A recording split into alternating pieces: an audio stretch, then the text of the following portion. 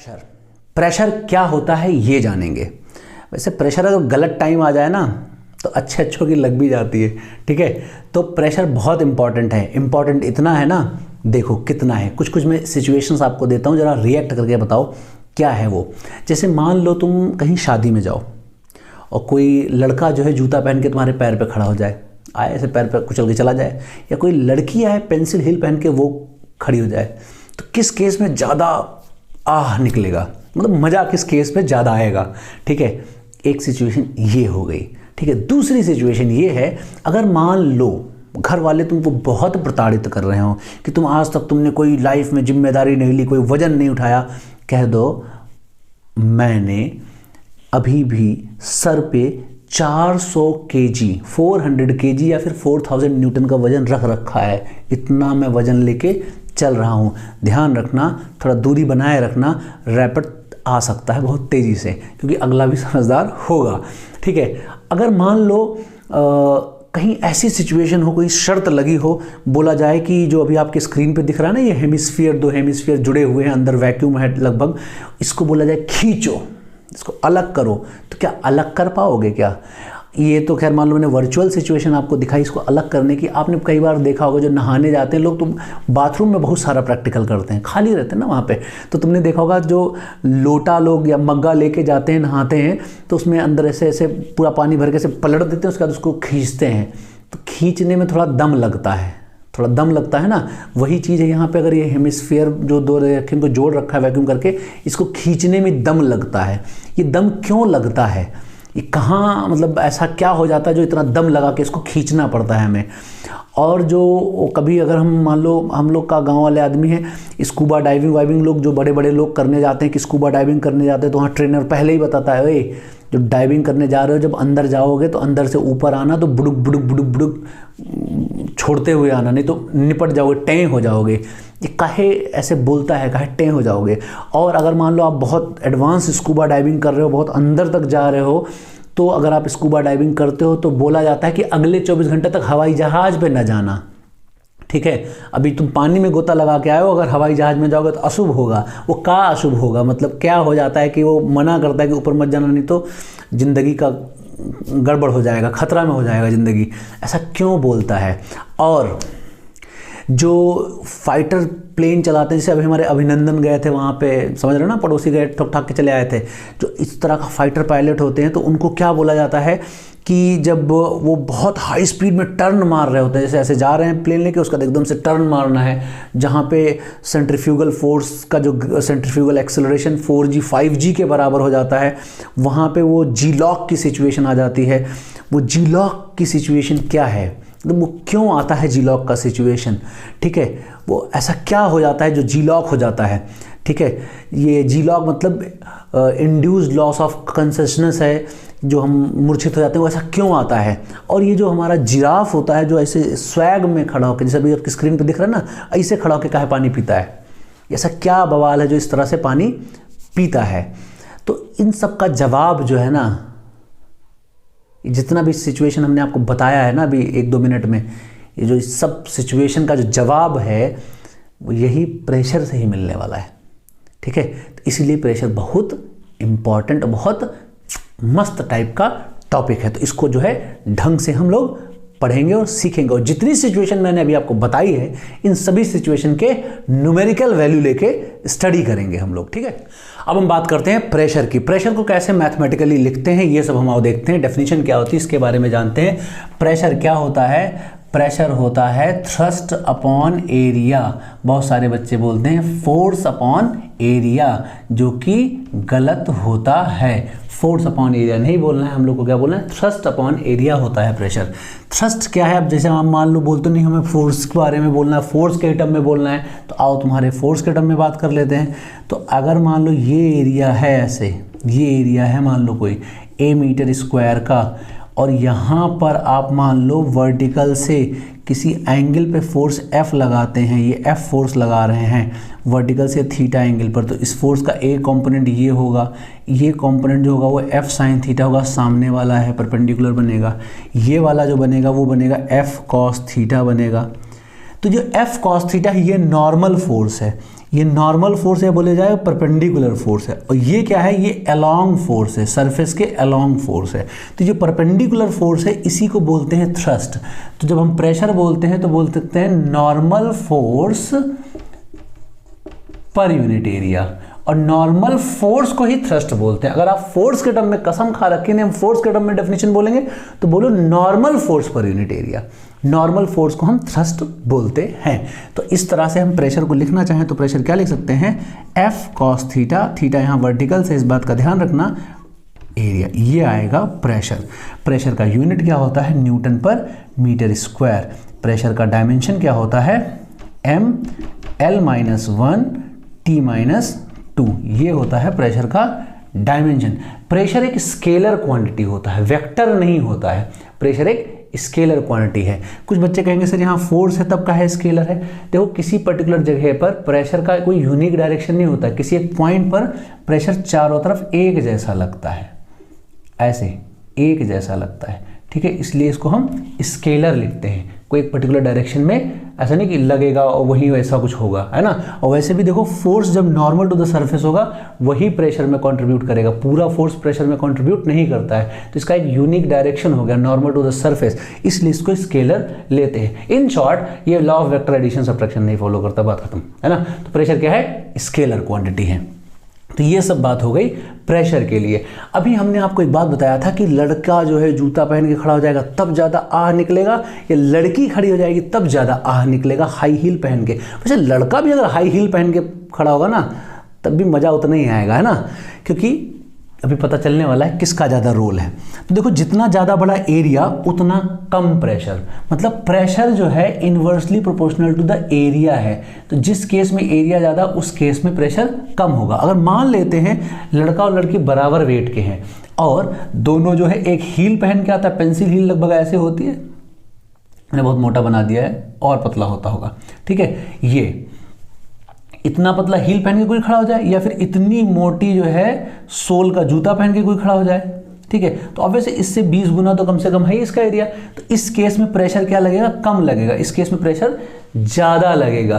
तो लड़का लड़की का लफड़ा नहीं है यहाँ पे हील का मेन रोल है। हील पहन के लड़की खड़ी हो जाएगी तब भी आह निकलेगा, और वही हील पहन के अगर लड़का खड़ा होगा ना तभी आह निकाल लेगा, ठीक है ना। तो मेन यहाँ हील का रोल है और किसी वजह से आह नहीं निकल रहा है, ठीक है। एक बात ये हो गई कि pressure inversely proportional to area होता है। जैसे इंजेक्शन डॉक्टर लोग लगाते हैं ना तो इतना मोटा तो नहीं लगा देते, ये लगा देते, ये भोंक देते हैं क्या, ठीक है। अगर ये भोंक देंगे ना तो मतलब इंजेक्शन लगाने के लिए इस स्किन में इंजेक्शन पेनिट्रेट कराने के लिए इतना फोर्स लगाना पड़ेगा कि हड्डियाँ टूट जाएगी, है ना, ये हड्डी चिथड़ा हो जाएगी। तो इसीलिए क्या इसको पतला करते हैं, क्योंकि इस स्किन के अंदर जाने के लिए जितना स्ट्रेस चाहिए, जितना प्रेशर चाहिए वो एरिया कम करके ला सकते हो। कोई जरूरी नहीं फोर्स बढ़ा के ही तुम प्रेशर बढ़ाओगे, ठीक है, इसलिए इसका एरिया कम करते हैं, आसानी से पेनिट्रेट हो जाता है, ठीक है। कॉमन प्रेशर जो हमारे आसपास हैं उनके बारे में बात कर लेते हैं। जैसे एटमॉस्फेरिक प्रेशर, एटमॉस्फेरिक प्रेशर को हम जनरली P0 से यहाँ शो करेंगे। इस पूरे चैप्टर में P0 से हम एटमॉस्फेरिक प्रेशर को शो करेंगे।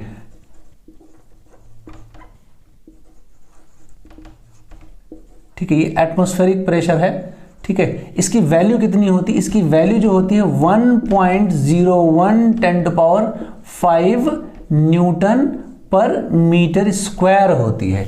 इतनी प्रेशर की वैल्यू होती है, ठीक है। इसी को लिखना चाहें तो लिख सकते हैं 760 mm ऑफ Hg, ऐसा भी लिखते हैं, या 760 टॉर्सली भी लिखते हैं, ये भी लिख देते हैं, ठीक है।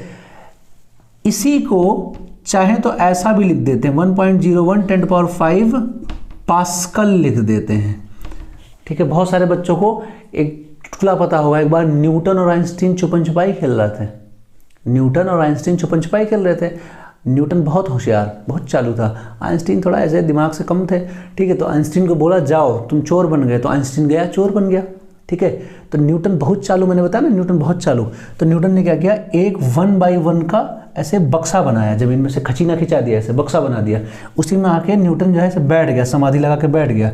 अब आइंस्टीन जो है पेड़ के पीछे से जब 10 तक गिनती गिन के आया ना, कह रहा है न्यूटन चल उठो, तुम तो सामने में बैठे हो। न्यूटन बोल ही नहीं रहा, कह रहा है उठो जाओ तुम चोर बन गए, फिर नहीं बोल रहा, कह रहा मैं न्यूटन नहीं, आइंस्टीन ने कहा पागल है का, इतनी जल्दी कौन सा नशा कर लिया तुम, इतनी जल्दी कौन सा नशा कर लिया कि तुम न्यूटन नहीं रहे। कह रहा मैं न्यूटन नहीं, मैं पास्कल हूँ। आइंस्टीन ने कहा पगला आ गया क्या बे, चलो चोर हो गया। कह रहा नहीं मैं पास्कल। कह रहा कहाँ पास्कल। कह रहा न्यूटन पर स्क्वायर मीटर ही तो होता है पास्कल, समझे। तो ये बहुत कॉमन चुटकुला है जो बच्चे सुनाते रहते हैं। हमको भी एक बच्चे ने सुनाया था, तो हमने कहा बहुत बढ़िया बेटा, हमने कहा लो तुम्हें भी आज सुना देते हैं। तो ये ऐसा प्रेशर, एटमॉस्फेरिक प्रेशर के बारे में लिखते हैं। तो एटमॉस्फेरिक प्रेशर क्या है ना, जैसे जैसे हम ऊपर जाएंगे ना प्रेशर घटेगा, ठीक है। प्रेशर जैसे जैसे ऊपर जाते हैं तो डिक्रीज करता है, जो ऊपर से नीचे आओगे तो प्रेशर बढ़ेगा, एटमॉस्फेरिक प्रेशर, ठीक है। वैसे हमारे आसपास की जितना ये एरिया है, जितना भी लोकेशन है, ऊपर से नीचे तक हम कोई ज़्यादा एयर का डेंसिटी ज़्यादा होता नहीं है, तो हम एटमॉस्फेरिक प्रेशर लगभग इतना ही मान लेंगे, ठीक है।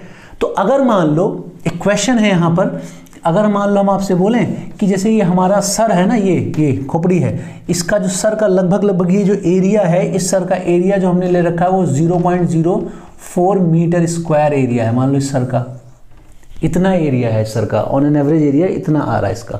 तो ये एटमॉस्फेरिक प्रेशर यहाँ लग रहा हो तो उसके वजह से फोर्स कितना लगेगा। तो अभी तुमने पढ़ा है कि जैसे ये हम मान लो यहाँ खड़े हैं, ऐसे ये ऐसे खड़े हैं हमें, तो यहाँ पे प्रेशर ऐसे लग रहा होगा। मान लो बिल्कुल चपटा हमारा सर है, ऐसे लगभग मान लेते हैं ऐसा क्रॉस सेक्शन चपटा एरिया है हमारा, तो ऐसा जो है ऐसे प्रेशर लग रहा होगा, ठीक है।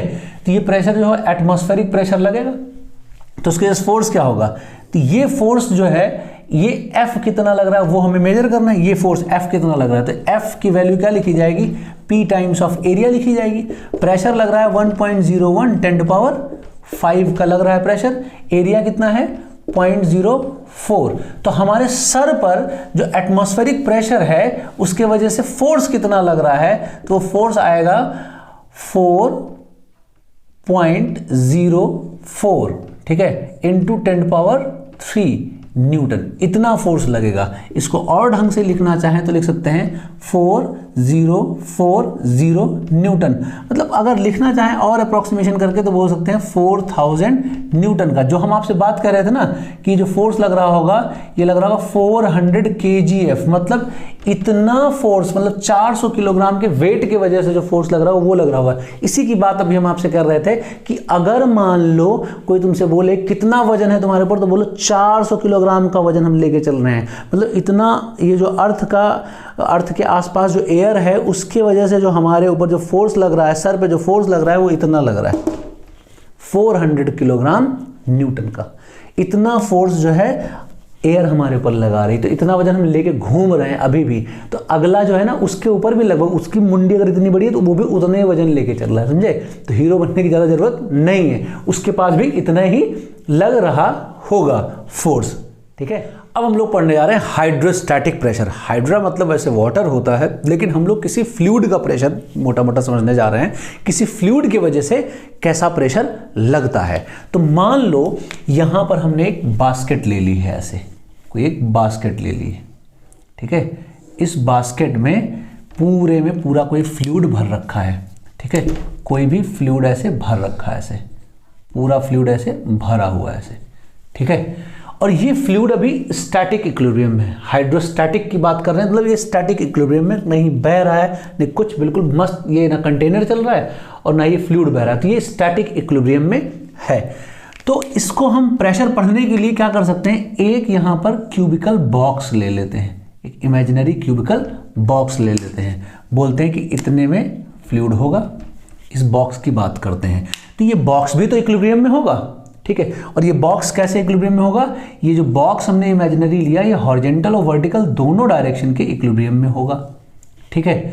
तो मान लेते हैं ये जो बॉक्स आपने लिया था ये ऊपर से y डेप्थ पे लिया था आपने, ठीक है, y डेप्थ पे लिया था। इस बॉक्स की जो आपने चौड़ाई ले रखी है dy ले रखी है, और कैलकुलेशन आसान करने के लिए आपने इसका एरिया जो ले रखा है वो a मीटर स्क्वायर ले रखा है, ठीक है। आपको पता है कि ऊपर से नीचे आने पे प्रेशर बढ़ता है, वैसे भी आप याद रखो ऊपर से जब नीचे आएंगे तो ग्रेविटी की वजह से जो प्रेशर लगेगा, प्रेशर की काउंटिंग जो है बढ़ती चली जाएगी, मतलब प्रेशर बढ़ता हुआ चला जाएगा। तो अगर हम आपसे बोले कि यहाँ पर जो प्रेशर लगेगा वो मान लो अगर P है तो इस जगह पे जो प्रेशर लगेगा वो कुछ ज़्यादा हो जाएगा क्योंकि हम dy डेप्थ ज़्यादा चले आए, तो यहाँ पे प्रेशर P प्लस dP लगेगा, इतना लगेगा प्रेशर। ठीक है, अब ये फ्लूइड इक्विलिब्रियम में है, इक्विलिब्रियम में है तो हॉरिजॉन्टल डायरेक्शन में भी इक्विलिब्रियम में होगा। और एक बात ध्यान रख लो, अगर कोई फ्लूइड फ्लो नहीं कर रहा है, फ्लूइड फ्लो नहीं कर रहा है और कंटेनर एक्सेलरेटेड नहीं है, तो साथ के साथ कंटेनर हॉरिजॉन्टल सरफेस पे रखा है तो एक हॉरिजॉन्टल लेवल पे एक प्रेशर होगा। फिर से सुन लो, लिक्विड फ्लो नहीं कर रहा है, कंटेनर एक्सेलरेटेड नहीं है, कंटेनर हॉरिजॉन्टल सरफेस पे रखा है तो एक हॉरिजॉन्टल सरफेस पे एक प्रेशर होगा। ठीक है, मतलब इस बेस के पैरेलल जहां जहां सरफेसेस आएंगे उस पे एक लेवल पे एक प्रेशर, एक लेवल पे एक प्रेशर, एक लेवल पे एक प्रेशर, ऐसा भी बोल सकते हो। बेस के पैरेलल एक लेवल पे एक प्रेशर, एक लेवल पे एक प्रेशर, एक लेवल पे एक प्रेशर, लेकिन शर्त क्या है, कंटेनर नॉन एक्सेलरेटेड है, एक्सेलरेटेड नहीं है। ठीक है, और लिक्विड फ्लो नहीं कर रहा है तो यहाँ पे भी प्रेशर क्या रहेगा, यहाँ मान लो कोई प्रेशर जैसे P1 है ना, तो यहाँ P1 प्रेशर है तो यहाँ P1 प्रेशर होगा। अब आपके मन में हो सकता है डाउट आए कि हमने प्रेशर ऐसा यहाँ बनाया तो यहाँ ऐसा क्यों बनाया, यहाँ ऐसा है तो यहाँ ऐसा क्यों बनाया है। प्रेशर के हिंदी में इसका जवाब छुपा हुआ है। प्रेशर का मतलब होता है दबाव, आओ दबाव, है ना, तो दबाव, जो दबाए वो है प्रेशर। प्रेशर हमेशा कंप्रेसिव होता है, इसीलिए दबा रहा है, दबाव है। ठीक है, प्रेशर हमेशा कंप्रेसिव होता है, इस बात को आप नोट कर सकते हैं। प्रेशर इज ऑलवेज कंप्रेसिव, हमेशा कंप्रेस करता है। अब कुछ बच्चों के दिमाग में खुराफात चढ़ रहा होगा, नहीं कंप्रेसिव तो नहीं होता है, हम मुंह फुलाते हैं, कहाँ देखो ये बाहर की तरफ निकल जाता है ना, मुंह फुला, देखो ऐसे करो, ऐसे जब मुंह फुलाते हो तो अंदर जो एयर होती है वो पुश करती है ना, तो अंदर एयर दबा ही तो रही है। एयर के बारे में सोचो, एयर ने दबाया तभी तो मुंह निकला, तो अंदर एयर दबा ही रही है और कुछ नहीं कर रही है, तो दबा रही है, दबा रही है।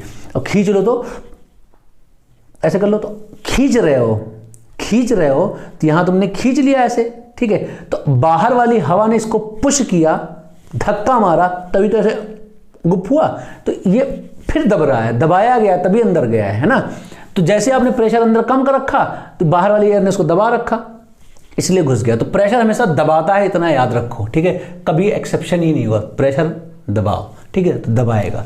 तो अभी क्या है, ये जो तुमने सेक्शन लिया है, ये पूरा एलिमेंट ये इक्विलिब्रियम में है, तो हॉरिजॉन्टल में तो समझ में आ गया, एक हॉरिजॉन्टल लेवल पे एक प्रेशर। ठीक है, वर्टिकल डायरेक्शन में ये इक्विलिब्रियम में है। तो कैसे है, आओ जरा इसको और डिटेल में देख लेते हैं। ऊपर से नीचे की तरफ फोर्स लग रहा है PA, नीचे से ऊपर की तरफ फोर्स लग रहा है P प्लस DP A, और इतने सेगमेंट का वेट नीचे की तरफ लग रहा है, तो वेट लिखेंगे तो क्या लिखेंगे, DMG, ये इतना लग रहा है। और ये इक्विलिब्रियम में, इसका मतलब क्या हो जाएगा, ऊपर की तरफ लगने वाला force P plus DP A minus PA minus DMG is equal to 0। क्यों, क्योंकि net force is equal to mass into acceleration होता है, एक्सेलरेशन है नहीं क्योंकि इक्विलिब्रियम में, इसलिए 0। तो ये क्या बचेगा, DP इंटू A बचेगा, ये PA कैंसिल हो जाएगा, इज इक्वल टू DMG बचेगा। अब DM निकालना, DM निकालने के लिए क्या लिखेंगे, डेंसिटी लिखेंगे, वॉल्यूम लिखेंगे, वॉल्यूम में एरिया इंटू dy लिखेंगे, ये आ जाएगा। तो ये क्या मिलेगा, DP इंटू A मिलेगा, एक A से ये A उड़ा दिया जाएगा, तो DP आएगा इज इक्वल टू क्या आ जाएगा, रो जी dy। ये बहुत इंपॉर्टेंट बात है। क्या, जैसे जैसे हम dy बढ़ाएंगे वैसे वैसे हमारा प्रेशर डिफरेंस बढ़ेगा, जैसे जैसे लेवल का डिफरेंस बढ़ेगा वैसे वैसे प्रेशर डिफरेंस बढ़ेगा, ये बात है। तो अब इसको अगर हम इंटीग्रेट करें, यहाँ पर रो जी dy अगर इंटीग्रेशन लिखें, अगर हम बोले यहाँ पर y 0 है और ये ओपन है, खुल्लम खुल्ला है, तो यहाँ पक्का एटमॉस्फेरिक प्रेशर होगा, तो यहाँ पे y 0 पे एटमॉस्फेरिक प्रेशर होगा, और यहाँ पे y गहराई पर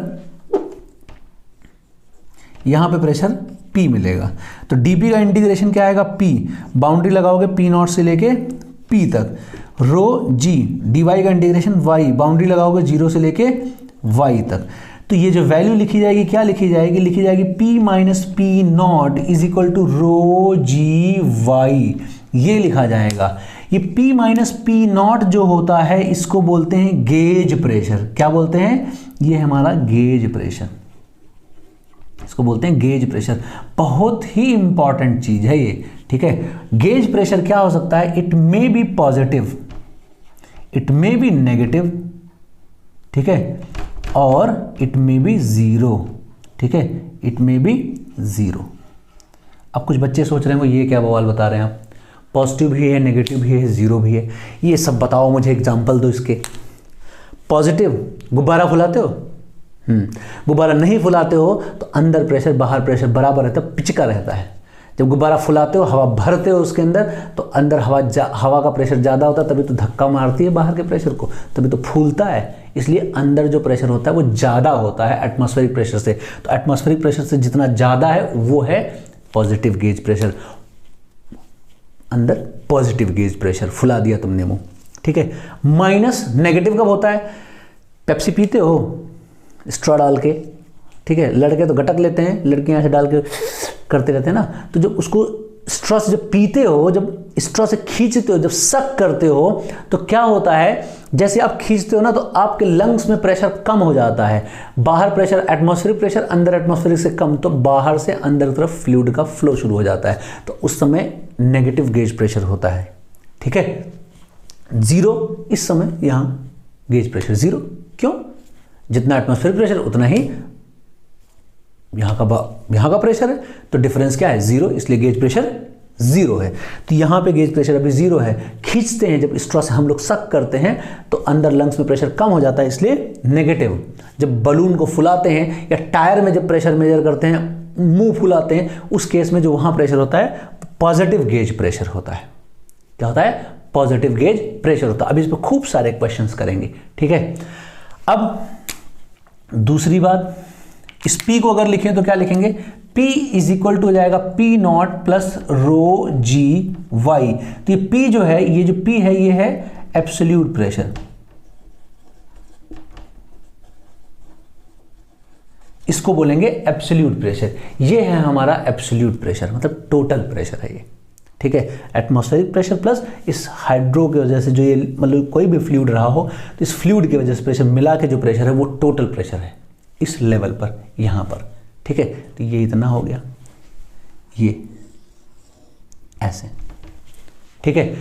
अब इसी पर हम कुछ क्वेश्चंस करने जा रहे हैं, ठीक है। मेरे ख्याल से ये इतना आपको समझ में आ गया होगा, क्या होता है गेज प्रेशर, क्या होता है एब्सोल्यूट प्रेशर, डेप्थ के साथ कैसे बढ़ रहा है, कैसे हम इसको प्रूव करते हैं, ये आपको अच्छे से समझ में आना चाहिए, क्योंकि ये सब एग्जाम में बहुत पूछा जाता है, ठीक है।